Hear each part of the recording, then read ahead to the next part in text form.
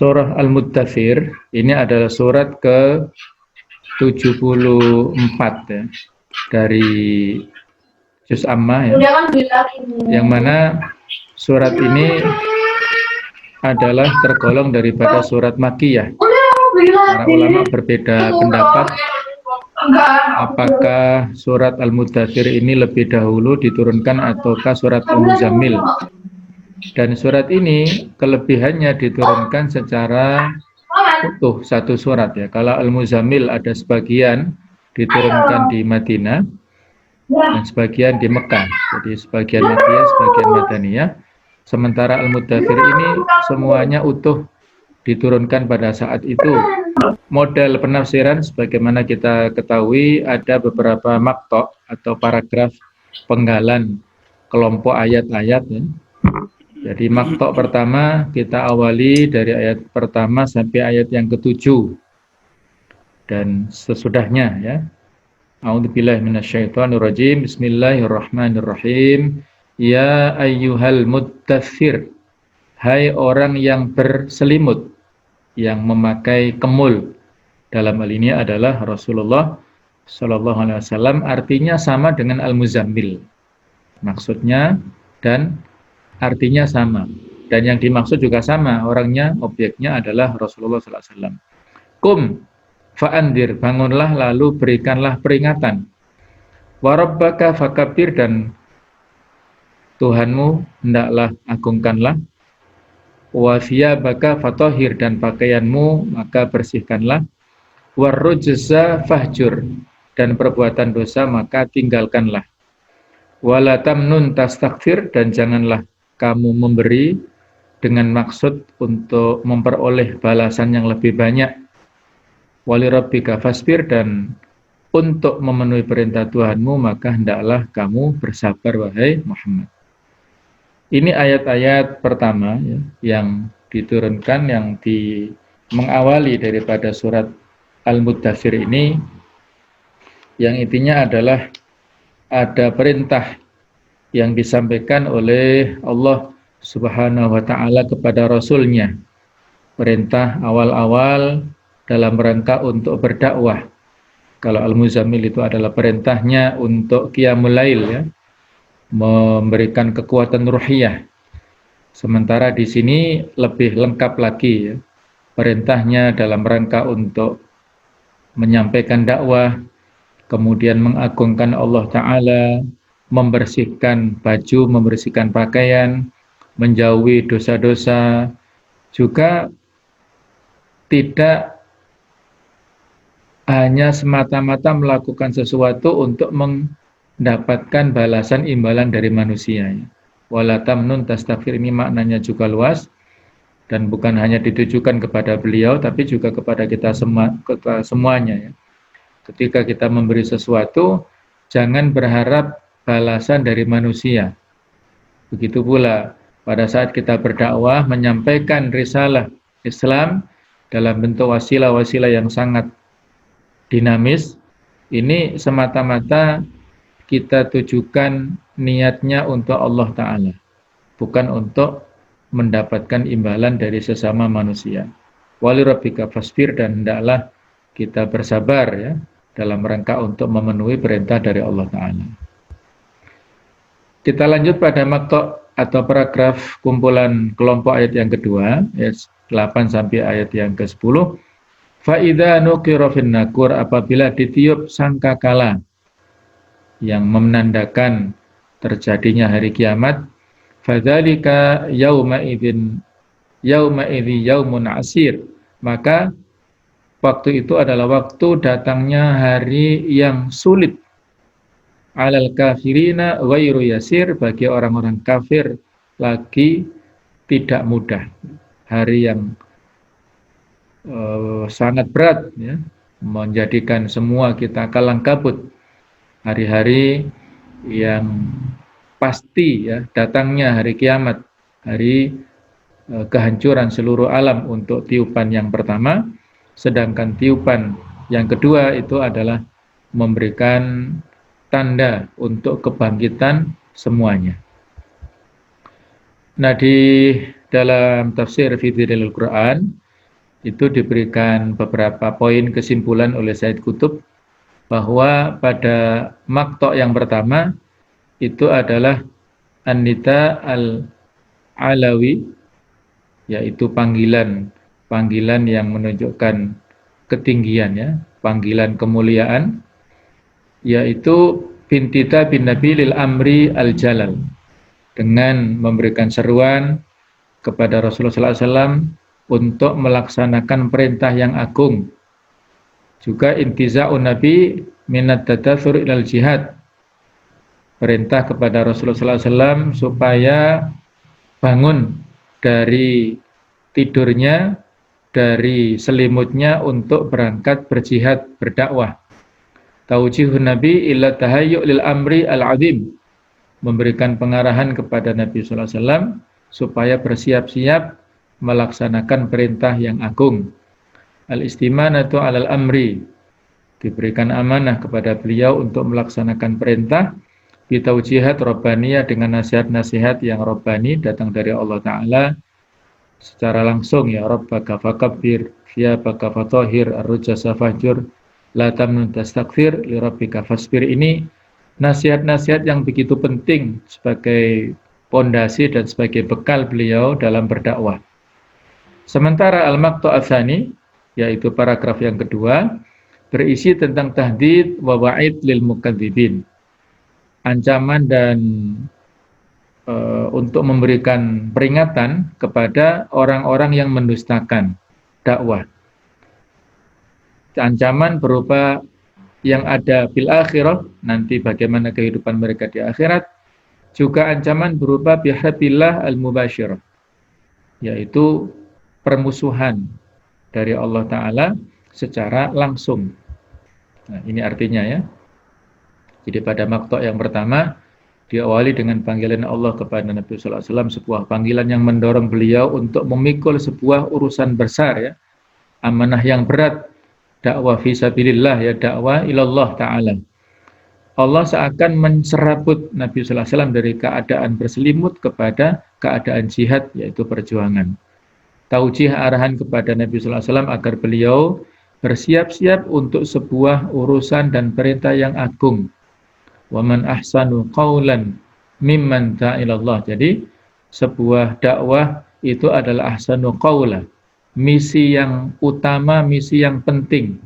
Itu kita mengikuti apa yang diperintahkan Allah kepada Rasulnya, Rasulnya kepada kita semuanya, ya.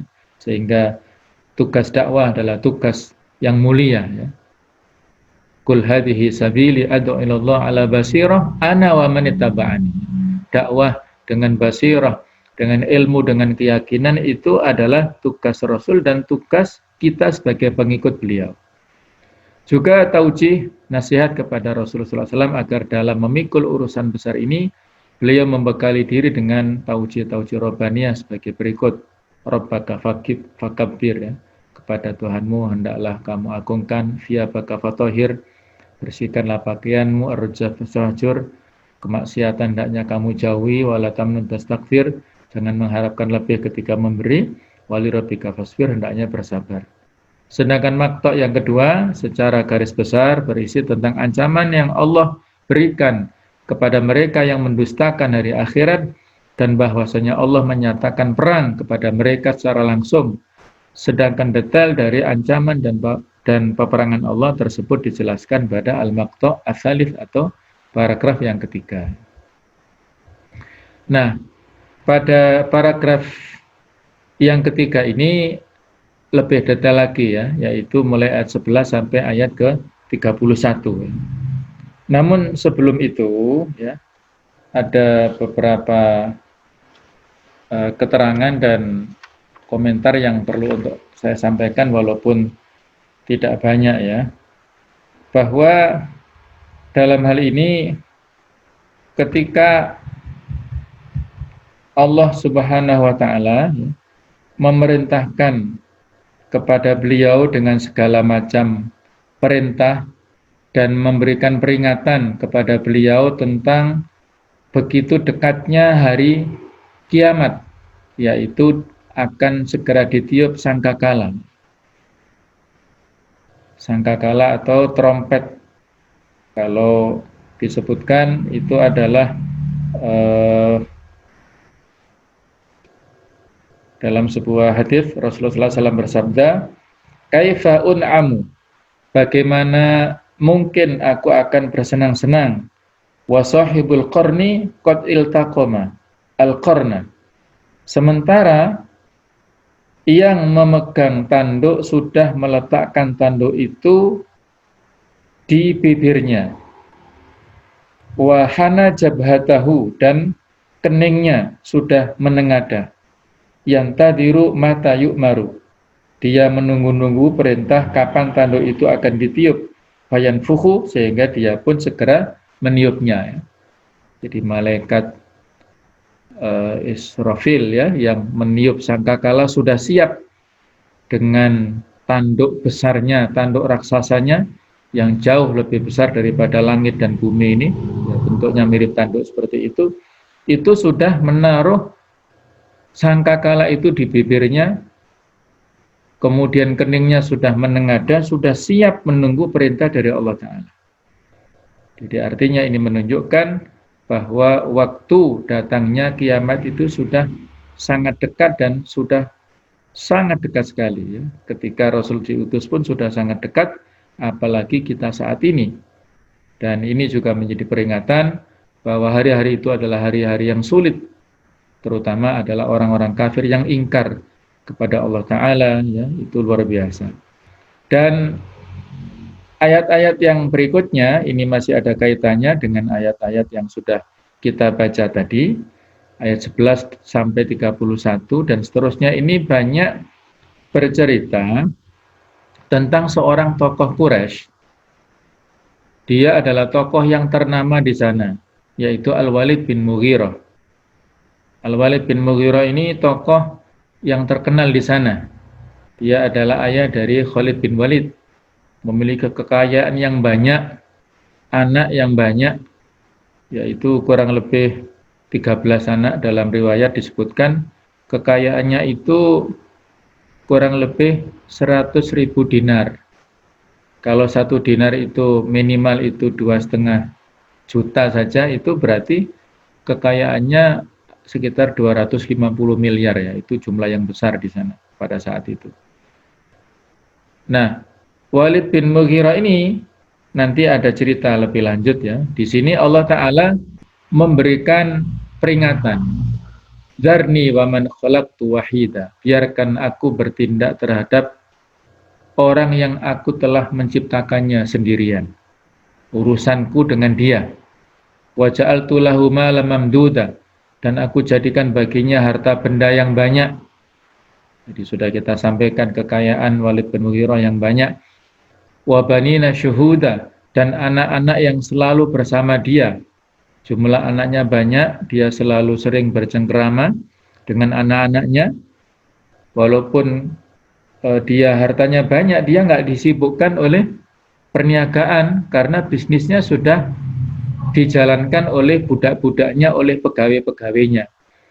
Dia santai-santai ya, dia sudah, kalau bahasa sekarang sudah mendapatkan passive income lah ya. Uang berjalan untuk dia, uang bekerja untuk dia ya. Dia waktunya longgar, bersantai-santai dengan anak-anaknya, duduk-duduk, bercengkerama, rihlah ya. Ngobrol sana, ngobrol sini, itu seolah-olah adalah kehidupan yang membahagiakan ya. Wa mahatulahu tamhida, dan kulapangkan baginya rezeki dan kekuasaan dengan selapang-lapangnya. Kekayaannya sangat banyak, orangnya terhormat, kemudian status sosialnya tinggi, ya luar biasa lah. Seperti orang yang ideal lah pada waktu dulu ya, pada waktu zaman jahiliyah. Tsumma yatma'u an nazid. Kemudian dia ingin sekali supaya aku menambahkannya. Kekayaannya sudah banyak, anaknya sudah banyak, sudah bahagia, tapi dia tomak, orang yang ingin bertambah terus-menerus, seperti itulah. Dunia dan segala macam isinya ketika didapatkan, maka seperti minum air laut, semakin diminum semakin haus. Ya contohnya ini, dia tidak bersyukur tapi terus ingin merasa kurang. Kalla innahu kana li ayatina anida. sekali-kali tidak akan aku tambah, karena sesungguhnya dia menentang ayat-ayat kami. Dia tidak percaya dengan ayat-ayat kami. Disebutkan bahwasanya Walid bin Mughirah ini pernah mendengarkan ayat-ayat Al-Quran dari Abu Bakar Siddiq, dan dia terpesona dengan ayat-ayat itu, dan dia ada komentar-komentar yang seolah-olah itu tertariklah dengan ayat-ayat itu, sehingga ini cukup menjadi isu yang populer di masyarakat. Dan mereka khawatir karena kalau Walid bin Mughirah ini masuk Islam, itu satu kabilah bisa masuk Islam semua. Mereka khawatir, maka Abu Jahal yang saat itu mengkhawatirkan kondisi itu langsung mendatangi tabayun klarifikasi kepada Walid bin Mughirah. Apakah betul yang disampaikan orang-orang itu begini, yang mereka mengkhawatirkan kamu masuk Islam? Maka Walid bin Mughirah memberikan jaminan, tidak begitu ya. Saya tidak akan meninggalkan agama kita, saya tidak akan masuk Islam. Yang dikatakan oleh Abu Bakar, ayat Al-Quran itu adalah hanya merupakan dongeng, hanya merupakan sihir. Muhammad itu adalah tukang sihir, tukang syair, atau tukang puisi saja. Dan macam-macam ya, tuduhan yang tidak layak ditujukan kepada Rasulullah SAW. Surat Al-Humazah itu juga ada kaitannya dengan Walid bin Mughirah ini. Al-Humazah itu adalah mengumpat dengan secara dalam bentuk dalam bentuk ya, kalimat Al-Humazah itu dalam bentuk bahasa tubuh ya, penghinaan.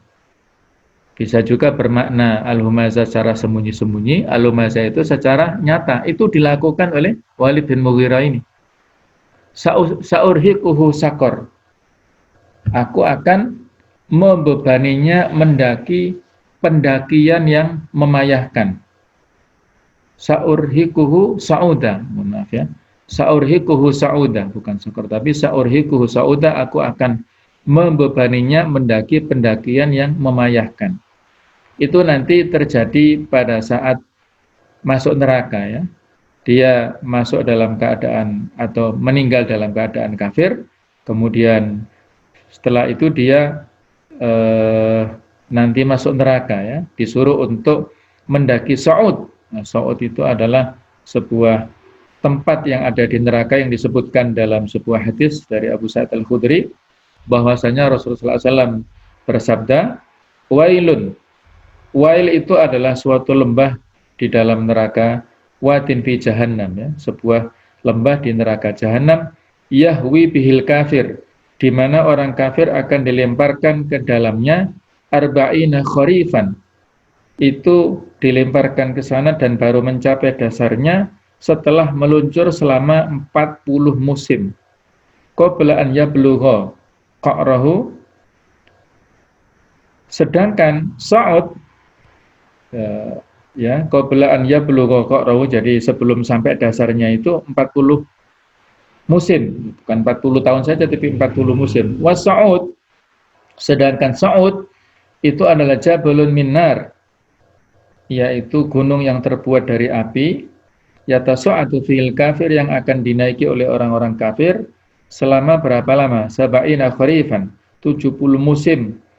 Tsumma yahwi bihi kadzalika fi abada ya. Jadi 70 musim itu baru mencapai puncaknya, kemudian setelah itu dilemparkan dari sana. Demikianlah yang dialami oleh mereka untuk selama-lamanya. Artinya ini menunjukkan siksaan yang demikian berat yang diberikan Allah Ta'ala kepada orang-orang kafir ya. Khususnya di sini adalah Walid bin Mughirah. Kemudian ayat berikutnya adalah innahu fakkara wa qaddar. Jadi dia pada saat mendengarkan Al-Quran itu dia memikirkan dan menetapkan apa yang ditetapkan oleh Al-Quran. Fakutila kaifa qaddar, maka celakalah dia bagaimana dia menetapkan. Tsumma kutila kaifa qaddar, kemudian celakalah dia bagaimana dia menetapkan. Tsumma nadhar, kemudian dia memikirkan. Tsumma abasa wa basar, sesudah itu dia bermasam muka dan merengut. ini ekspresinya ya, setelah mendengarkan ayat-ayat Al-Quran, itu ada penolakan. Antara menerima, menolak, menerima, akhirnya finishnya ini. Tsumma adbara wastakbar, kemudian dia berpaling dari kebenaran dan menyombongkan diri. Jadi tidak mau menerima. Faqala in hadza illa sihrun yu'thar. Ini komentarnya. Dia berkata Al-Quran ini tidak lain hanyalah sihir yang dipelajari orang-orang dahulu.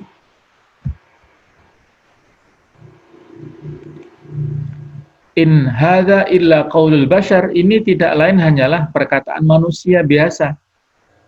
Tidak iman, tidak punya keyakinan, ini adalah kalamullah. Ini perkataan orang biasa, Nabi Muhammad orang biasa, bukan Rasul. Maka Allah memberikan ancaman, sa'uslihi saqar. Aku akan memasukkannya ke dalam neraka saqar. Wa ma adraka ma saqar, tahukah kamu apakah neraka saqar itu? La tubqi wa la tadhar. Saqar itu tidak meninggalkan dan tidak membiarkan. Lawahatul lil bashar, neraka saqar itu adalah pembakar kulit manusia. Alaiha 19. Di sana di atasnya ada 19 malaikat penjaga. Nah, kemudian ayat yang panjang ini ya. Wa ma ja'alna ashaban nar, dan tidaklah kami jadikan penjaga neraka itu illa malaikah, melainkan mereka adalah para malaikat. Wa ma ja'alna iddatahum, dan tidaklah kami menjadikan bilangan mereka itu, walaupun di sana disebutkan 19 ya. Ini adalah sebagai ancaman ayat ini. Karena ketika Abu Jahal mendengarkan, wah, penjaga neraka hanya 19 malaikat. Tidakkah mampu 10 orang di antara kita menghadapi 10 malaikat? Kalau 19 berarti kan hanya membutuhkan 190 saja ya. Itu kesombongan lah ya. Kesombongan Abu Jahal. Maka langsung dibantah dengan turunnya ayat ini, bahwasanya jumlah itu bukan batasan ya. Jumlah 19 itu bukan batasan, melainkan illa fitnah. Semata-mata hanya sebagai cobaan lilladzina kafaru, kepada orang-orang kafir. Liyastaiqinal ladzina utul kitab, supaya orang-orang yang diberi Alkitab menjadi yakin. Wa yastadal ladzina amanu imana, dan bertambahlah keimanan orang-orang yang beriman imannya. Wala yartabal ladzina utul kitab wal mu'minun, dan orang-orang yang mendapatkan Alkitab itu tidak ragu-ragu lagi. Orang-orang mukmin tidak ada keraguan dalam hatinya. Waliyaqulal ladzina fi qulubihim marad, dan supaya orang-orang yang dalam hatinya ada penyakit, serta orang-orang kafir itu, wal kafiruna, mereka orang kafir itu berkomentar, madza aradallahu bihadza mathalan, apa yang dikehendaki Allah dengan bilangan ini sebagai sebuah perumpamaan. Kadzalika yudhillullahu may yasha, seperti itulah Allah menyesatkan kepada orang yang dikehendaki, wa yahdi may yasha, memberikan petunjuk kepada yang dikehendaki. Wa ma ya'lamu junuda rabbika illa hu, dan tidak ada yang mengetahui tentang tentara-tentara Allah kecuali Dia sendiri. Wa ma hiya illa dzikra lil bashar, tidak ada lain, itu adalah peringatan ya. Neraka Sakor itu adalah peringatan bagi manusia. Jadi ayat ini dan sebagaimana ayat-ayat lainnya itu diturunkan kepada figur-figur tertentu ya, orang-orang tertentu. Namun makna yang terkandung di dalamnya itu adalah makna yang umum dan luas. Al-ibratu bi umumil lafzi la bi khususis sabab ya, bahwasanya pelajaran yang kita ambil dari segala macam bentuk ayat, kalimat-kalimat itu adalah dari keumuman lafadznya, bukan dari kekhususan sabab nuzulnya itu. Walaupun ayat-ayat ini diturunkan kepada seorang tokoh, Walid bin Mughirah, dan staf-stafnya ataupun kolega-koleganya, relasi-relasinya, ada juga Abu Jahal di situ. Tapi ayat ini adalah peringatan bagi kita semuanya, bagi semua manusia, yang mukmin, yang kafir, ini menjadi peringatan bagi kita semuanya. Orang mukmin bisa mendapatkan inti pengajaran, bisa mendapatkan petunjuk, bisa istifadah ya. dari ayat-ayat itu, meyakininya, mengimaninya, takut kepadanya. Sementara orang-orang kafir, mereka mempertanyakan terus-menerus ya. Mereka tidak meyakini kecuali sesuatu yang nampak saja. Nah, maka di sini peringatan bagi kita semuanya ya. Wa ma ya'lamu junuda rabbika illahu, ini juga umum sekali. Junudullah yang ada di langit di bumi ini sangat banyak. Termasuk segala macam penyakit yang sudah tersebar luas saat ini juga jundun min junudillah ya. Jundiyun min junudillah, salah satu tentara Allah yang mana Allah berkuasa, berkehendak untuk menimpakan kepada siapapun ya, maka harus kita berhati-hati, waspada dan sebagainya. Nah, pada ayat 3 inilah Said Qutb memberikan beberapa kesimpulan ya. Ta'yin ahadi al-mukadzibin ya. Atau memberikan definisi ya atau rincian salah satu di antara orang-orang yang mendustakan. Sifatnya bagaimana? Sifatnya ja'altu lahum mamduda. Jadi sifat ini representasi daripada tokoh-tokoh tertentu yang itu dimanapun, kapanpun pasti terjadi, bukan hanya pada zaman jahiliyah atau pada zaman muncul awalnya Islam, bukan, tapi dimanapun, memiliki keluarga besar ya, atau memiliki harta yang banyak, memiliki status sosial yang tinggi di masyarakat sebagai public figure, kemudian dia terus ya sukses dalam segala macam bisnisnya, karirnya dan sebagainya. Nah, itu orang-orang yang punya sifat sepanjang waktu, sepanjang zaman ada ya. Kemudian sababu harbilalahu, sebab permusuhan Allah, Allah memerangi orang itu kenapa? Innahu fakkara wa qaddar, tadi ya, dia berpikir, menentukan, menimbang-nimbang, berpikir lagi ketika mendapatkan dakwah Islam, dia berpikir terus, tapi pada akhirnya adbara wastakbar ya. Dia berpaling dan dia takabur, tidak mau menerima kebenaran ya, sombong. Al-kibru batarul haq wa ghamtun nas, ya. Sombong itu adalah menolak kebenaran dan meremehkan orang lain. Bahkan mengatakan kalimat-kalimat yang buruk kepada dakwah itu ya. Ketika kita sampaikan, mereka malah ngata-ngatai sesuatu yang tidak pada tempatnya, yang dikatakan sesat lah, yang dikatakan ahlul bid'ah lah, yang dikatakan sebagai pencitraan, yang dikatakan sebagai munafik, macam-macam lah tuduhan orang terhadap para duat ini. Wa amma masiruhu, tempat kembalinya mana? Sa'uslihi sakor tadi ya, dia akan dilemparkan ke neraka sakor.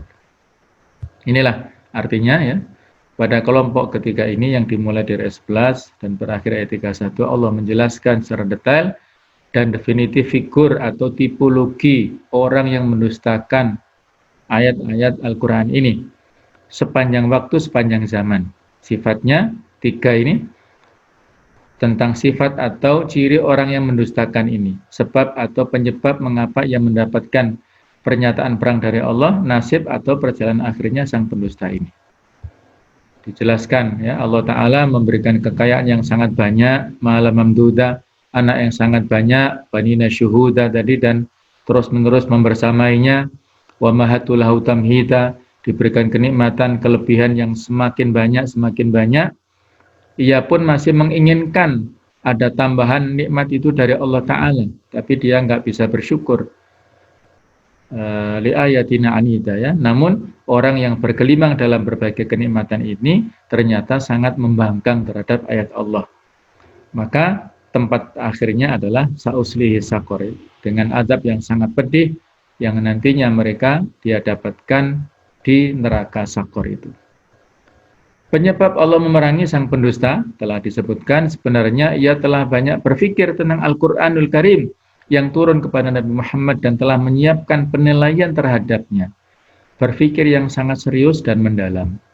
Lalu ia mengulangi apa yang telah difikirkan itu, telah berpikir mendalam dan dilakukan secara berulang-ulang, akhirnya wajahnya menjadi muram dan menghitam. Lalu ia berpaling dan menyombongkan diri, dan pada akhirnya ia mengatakan bahwa Al-Quran hanyalah sebuah sihir. Ia bukanlah firman Allah, ia hanyalah ucapan manusia ya. Jadi dia mengingkari kata hatinya. Kata hatinya sebenarnya ingin mengakui kebenaran dan keindahan Al-Quran ya, tapi karena kesombongan itulah sehingga menutupi objektivitasnya itu. Sehingga nasib dan perjalanan akhir sang pendusta ini ada mendapatkan ancaman neraka Sakor.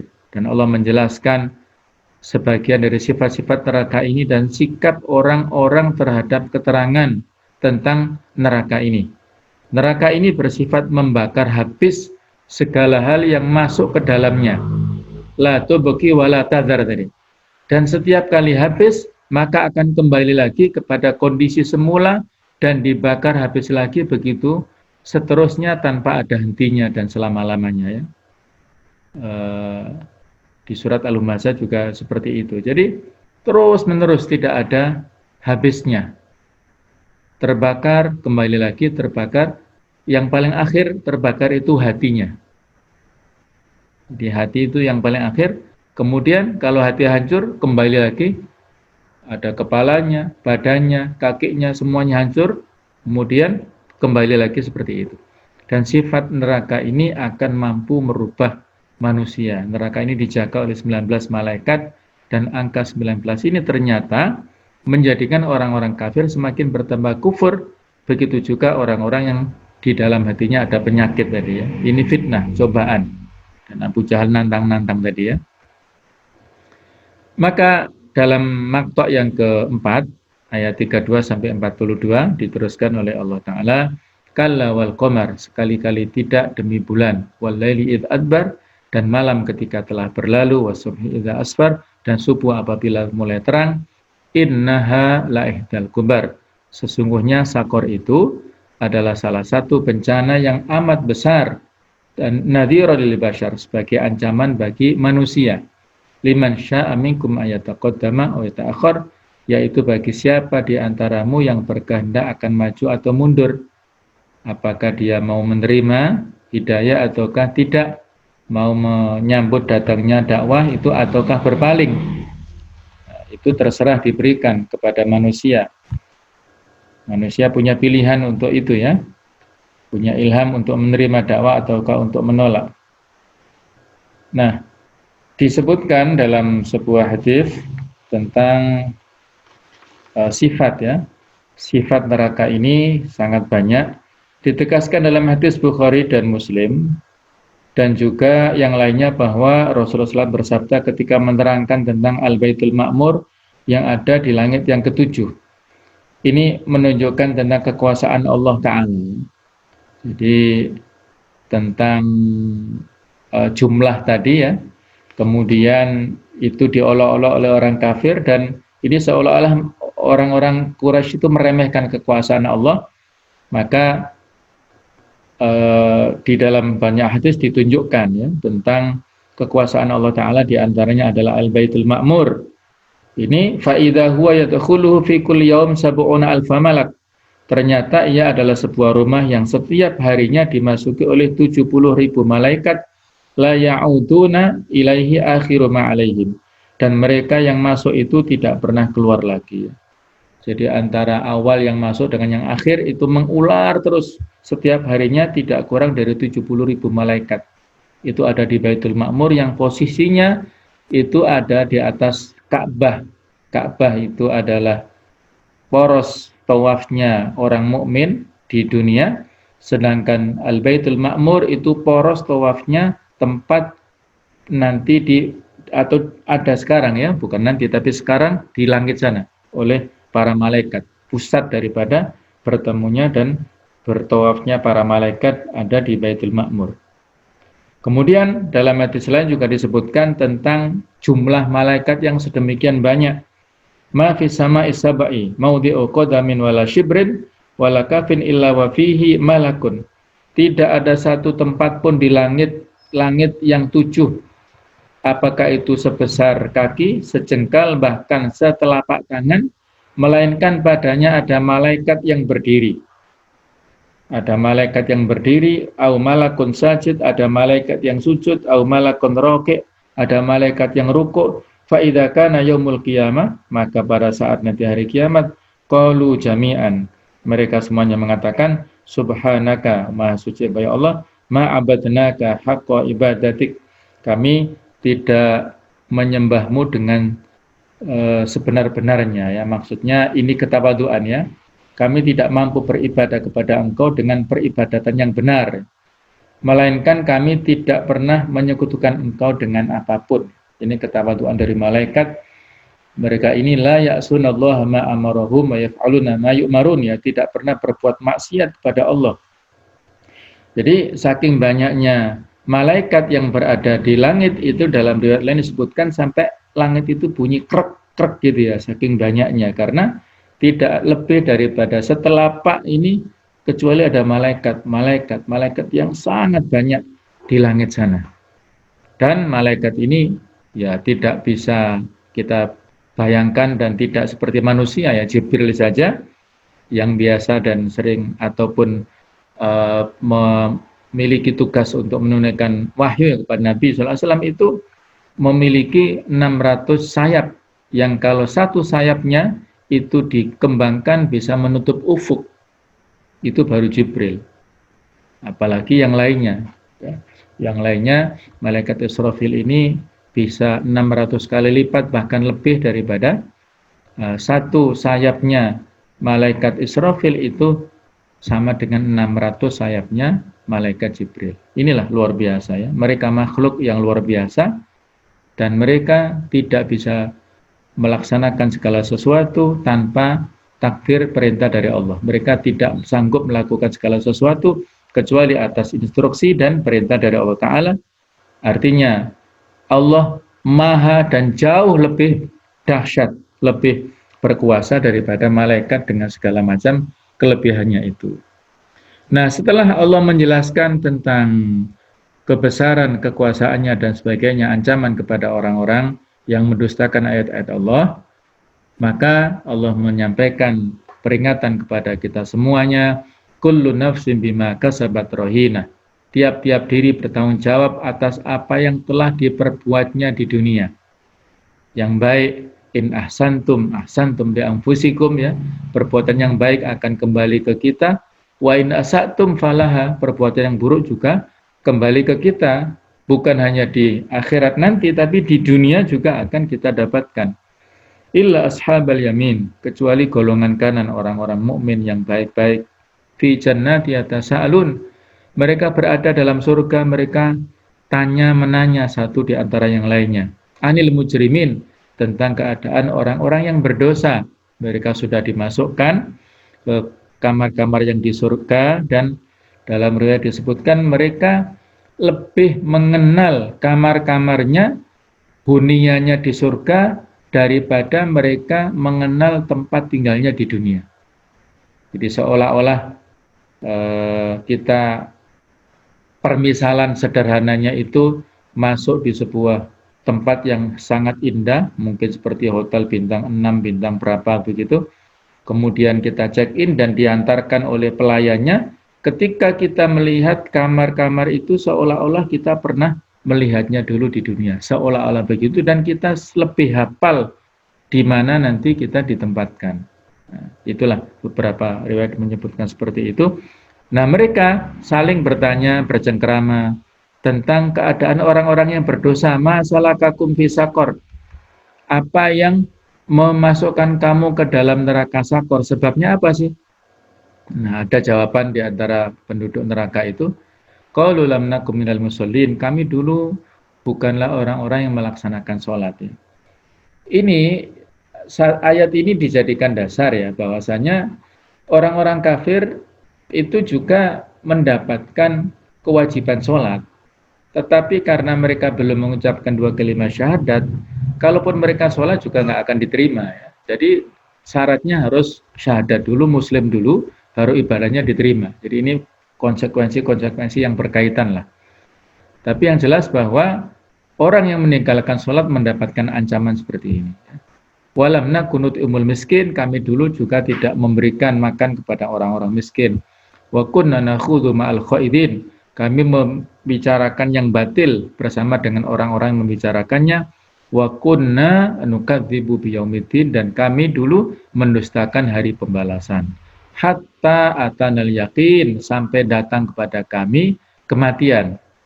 Yang dimaksud al-yakin adalah kematian. Wa'bud rabbaka hatta ya'tiyakal yakin, ibadalah kepada Allah sampai datang sebuah kepastian, keyakinan, yaitu kematian. Fama tanfa'uhum syafa'atus syafi'in, maka tidak berguna lagi bagi mereka syafaat, pertolongan bagi orang-orang yang memberikan pertolongan. Karena syafaat ini syaratnya dua, yaitu izin Allah kepada yang memberi syafaat dan ridha Allah kepada yang diberi. Kalau yang diberi itu kafir, maka enggak mendapatkan syafaat ini, tidak manfaat ya. Syafaat ini diberikan kepada orang-orang mukmin yang ahlu tauhid. Mereka ini mendapatkan syafaat, wabil khusus syafaat uzma yang agung dari Rasulullah SAW. Kepada orang kafir itu khusus syafaat uzma ini kepada Abu Thalib. Tetap masuk neraka tapi diringankan oleh Allah Ta'ala siksaannya berdasarkan syafaat uzma lewat Rasulullah SAW itu. Nah, kemudian maktok yang terakhir yaitu 49 sampai 56, fama lahum anit tadhkirati mu'ridin, maka mereka mengapa berpaling dari peringatan Allah? Ka'annahum humurun mustanfirah, seakan-akan mereka itu adalah keledai liar yang lari terkejut. Farrat min qaswarah, lari daripada singa, ketakutan. Bal yuridu kullu imri'in minhum ayyu'ta suhufan munasyarah, bahkan tiap-tiap orang dari mereka berkehendak supaya diberikan kepadanya lembaran-lembaran yang terbuka. Kalla balla yakhafunal akhirah. Sekali-kali tidak, sebenarnya mereka tidak takut kepada negeri akhirat. Kalla innahu tadhkirah, sekali-kali tidak demikian halnya. Sesungguhnya Al-Quran itu adalah peringatan. Faman sya'a dzakarah, maka barang siapa menghendaki, niscaya dia mengambil pelajaran daripadanya dari Al-Quran. Wa may yadhkuruna illa yasha'allah huwa ahlut taqwa wa ahlul maghfirah, dan mereka tidak akan mengambil pelajaran darinya kecuali jika Allah menghendakinya. Dia Allah adalah Tuhan yang patut kita bertakwa kepadanya dan berhak memberi ampun kepada siapapun yang dikehendaki. Ini penjelasan atau kesimpulan dari Syed Qutb, yaitu paragraf keempat, waslu atau waslu masyahidil akhirah, ya. Rincian bagaimana kondisi di akhirat dengan bimasyahid kauniyah, fenomena ataupun pemandangan-pemandangan alam yang demikian luar biasa. Maqamul mujrimin, tempat orang-orang yang berdosa. Maqam ashabil yamin, ya. Di akhirat, di surga adalah ada juga tempat orang-orang yang ashabul yamin yang baik-baik. I'tiraful mujrimin bi asbabil adab, mereka mengakui sebab-sebab mendapatkan azab, enggak melaksanakan sholat, enggak memberikan sedekah infak kepada fakir miskin, tidak mau mereka ngobrol, ya, melakukan dosa-dosa bersama orang-orang yang berdohong atau mendustakan, ya. Yukadzibuna biyaumiddin, juga tidak yakin dengan adanya hari akhirat. Dan makhluk yang akhir, mauqiful mukadzibina minad dakwah, sikap orang-orang yang mendustakan terhadap dakwah, intinya al-firar, ya, mereka lari. Nah, mereka ini punya penyakit hasad, ya, iri, kemudian qillatut taqwa, sedikit sekali ketakwaannya. Jadi punya penyakit hasad dan juga sedikit sekali ketakwaannya. Inilah arti daripada yang sudah saya sampaikan tadi, ya. Mereka terus-menerus dalam keadaan demikian sehingga datanglah kematian kepada mereka dan mereka belum sempat bertaubat. Mereka bermimpi bahwa urusan mereka di akhirat akan dimudahkan oleh orang-orang yang akan memberikan syafaat kepada mereka, padahal tidak ada satupun pemberi syafaat yang akan bermanfaat bagi mereka. Nah, akhir, ya, bahwa secara garis besar Allah menjelaskan sikap al-mukadzibin terhadap dakwah. Sikapnya adalah al-firar, berlari dan tidak mau mendekat, seakan mereka adalah keledai-keledai yang lari dari harimau atau singa. Penyebab dari sikap ini secara garis besar adalah dua hal. Yang pertama, hasad atau iri dengki. Maunya mereka mendapatkan seperti yang didapatkan oleh Nabi Muhammad, ya. Mereka iri. Kenapa Nabi Muhammad dapat wahyu, mereka enggak, dan seterusnya, ya. Mereka hanya memiliki ketakutan kepada Allah sedikit saja.